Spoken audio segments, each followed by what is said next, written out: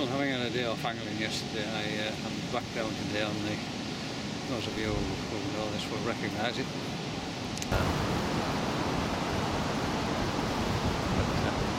Anyway, the rods are ready to go now, so it's now 6:30, which I've been in for ages, fishing possibly. Of course earlier on it absolutely threw it down for about 10 minutes. So it's just waiting for it to clear up. So anyway, the gear's all set up now, and well, it looks like the rain is coming from the northwest.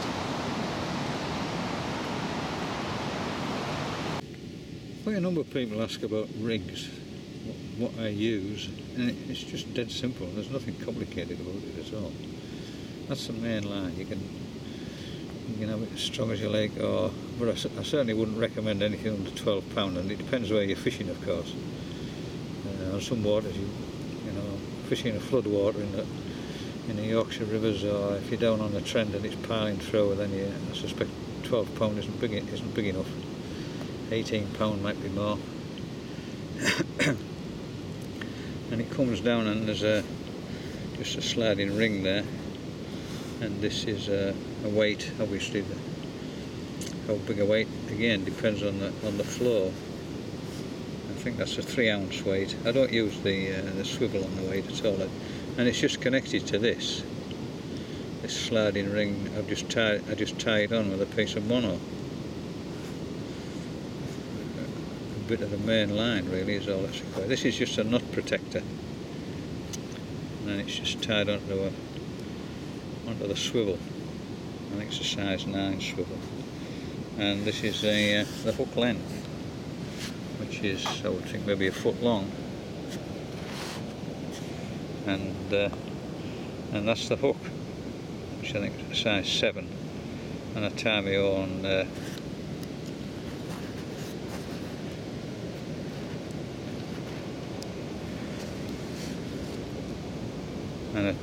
my own hairs with micro braid, and that's just a little cordon quick stop, which I quite like to use, because when your eyesight isn't good or the light isn't particularly good, it's much easier than messing about with a bait hook and these little stops.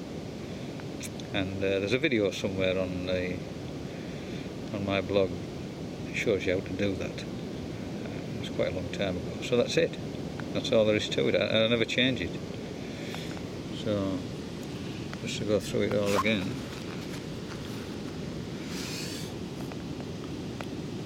Main line, not less than 12 pounds I wouldn't think, but 18 pounds, 15, 18 pounds would be better, or even stronger if you're depending on where you're fishing. Again, the weight depends on the flow of the water. That's a 3-ounce weight, because the river is very low at the moment. I don't use the swivel on the weight. And then the hook protection,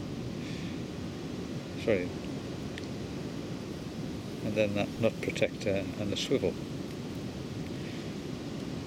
So the nut protector just comes down and protects the nut from that sliding ring when it clatters down the line when you're winding your line in. And then the hook length, again, it wants to be strong enough to hold a good sized barbel in a decent flow. I mean, I spoke to a bloke last week, and he was complaining that he'd had one small barbel on, but he'd lost 3 bigger ones. Well, I mean, that's just nonsense. Losing one is bad enough, to lose 3 in one session. It should have dawned on him that he just wasn't fishing with strong enough gear. It's amazing what you see people coming barbel fishing with. It's not good for the barbel, of course, because it leaves them with a blooming hook in their mouth and selling a bit of line. So if I do get snagged, then and I have to pull it. If it's the weight, then either this piece of mono snaps or the main line snaps. Either way, the weight drops off and the fish isn't left towing it about. It may be left with a hook in its mouth and towing a hook length around, which is not very good either. So better to be of gear which is too strong rather than gear which is verging on being too weak. And that's it. Put whatever bait you want on that hair there, and the art of it all is knowing where to put it once you've got that on, and you only get that by fishing venues on a regular basis, and you know where the barb will hang out. But that's something you have to find out for yourself. Nobody's going to tell you that, or if they do, they're probably telling you a tall tale, putting you off the scent.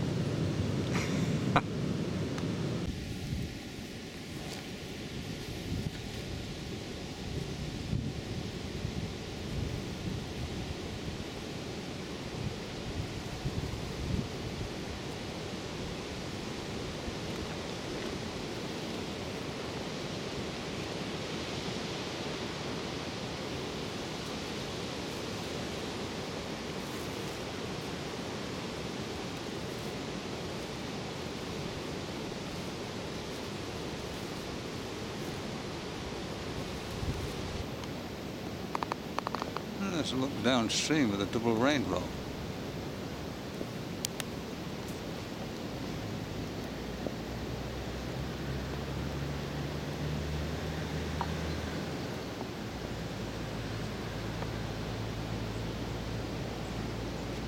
Little light shower passing over now.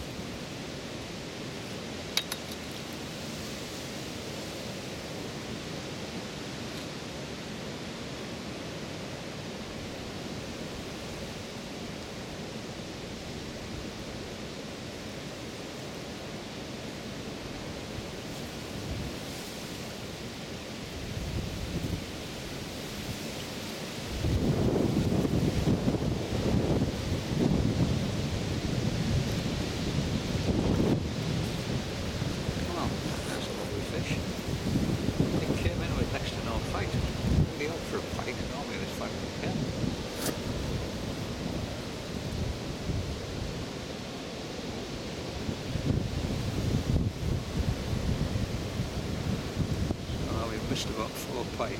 We've managed to get one, which is rather nice.